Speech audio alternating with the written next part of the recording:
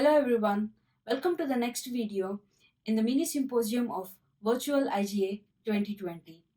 This is Sai Devi, a joint PhD candidate at Technical University Eindhoven and University of Pavia under the supervision of Clemens Verosel, Harald van Brummelen, Ferdinando Arucchio and Alessandro Reali.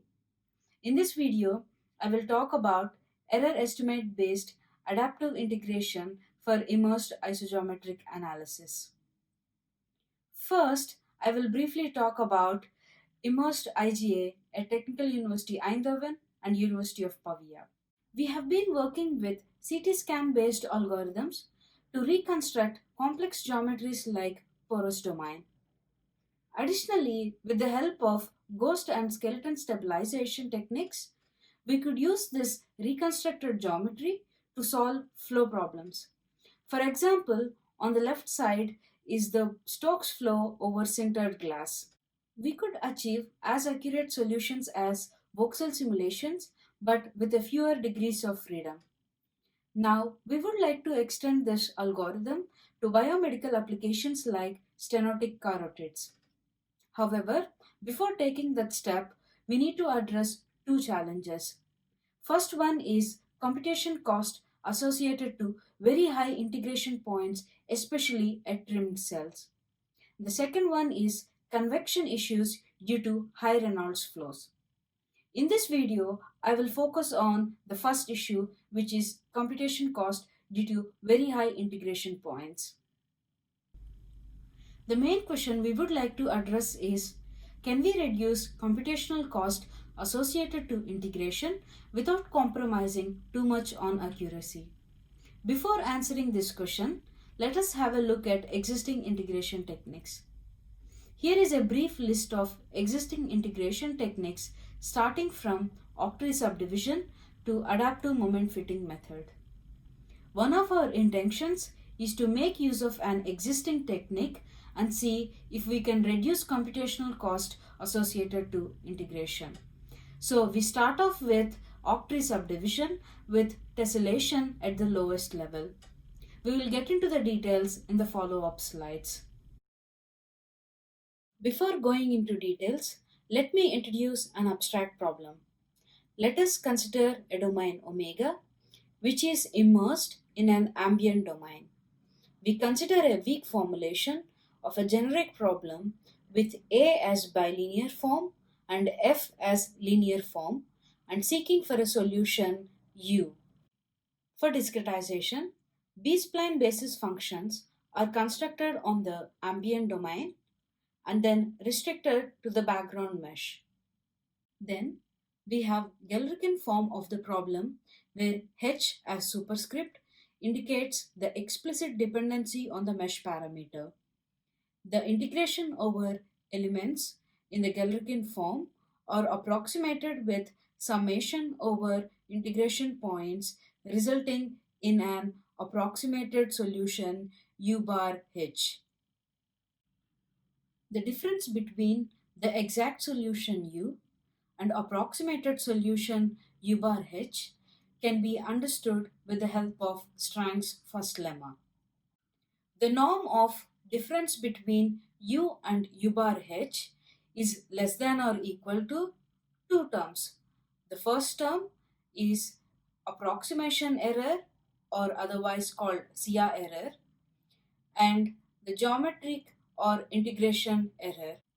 For a problem with good geometric approximations, in the cases of exact integration, the red terms vanish, resulting in an accurate solution. In cases of an inexact integration, the red terms impede the accuracy of the solution. So, our next question is, can we quantify the integration error per element? To address that, we consider one of the terms in the red terms. For example, the contribution of linear form. Per element, these terms contain suprema of summation, which is less than or equal to summation of suprema. Therefore, the overall term can be written as summation of the elemental integration error EF, which contains the difference between the exact integration and approximated integration. The same follows for the bilinear form A. Our next question here is, can we compute this elemental error independent of the operator? The linear and bilinear forms are dependent on an arbitrary operator L. The elemental integration error for this arbitrary operator can be reduced to an operator independent elemental error of a polynomial function p and with the operator dependent constant c. The computation of the polynomial elemental error EP can be computed even for an unknown integrand. From here on, we will deviate from the abstract problem and focus on integrating a polynomial function. Let us consider an unknown polynomial function of order k. The function is unknown due to the unknown coefficients a. Based on the previous slide, we can write the integration error in terms of the coefficients, exact integration, approximated integration, and the Gramian matrix. This results in a generalized eigenvalue problem with lambda max as the largest eigenvalue. Since the left-hand side matrix in the eigenvalue problem is the dyadic product of two vectors, its rank is equal to 1. As a consequence, this eigenvalue problem has only one non-zero eigenvalue, and hence it is solved using linear solver, which results in the coefficients of the unknown polynomial. To illustrate this theory, we consider a cut cell and integrate a 8th order unknown polynomial in H1 space. First, we consider a single integration point in each subcell, denoted in red color dots. The color map shows the worst possibility of the function. In this case, it is at the top right subcell. Hence, we increase the integration points in that subcell, which results in the reduced overall integration error written on the top. This helps us understand that error density is localized either in subcells or levels. Therefore, we can write a refinement strategy defined as a ratio of the integration error and computation cost. Computation cost of a subcell is defined as the difference between the current integration points and the required integration points in the next refinement. This way, we do not refine purely on error, but also considering the computation cost into the account. Finally, the subcell with the maximum ratio is marked for the refinement. For example, in step 1, we have 1 point in each subcell, resulting to 43 points in total.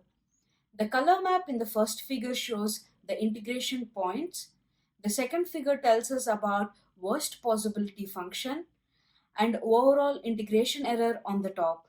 The third figure tells us about the elemental integration error. In step 1, clearly the top right subcell has the highest integration error, and hence in the second step we increase the integration points in that subcell. This results to 46 integration points in total. As we repeat this algorithm, at stage 115, we observe this distribution of integration points with a reduced overall integration error. How does this look compared to standard Gauss and uniform schemes? Here, on x-axis, we have number of integration points. On y-axis, we have integration error. The green blocks show Gauss scheme. Magenta points show uniform scheme.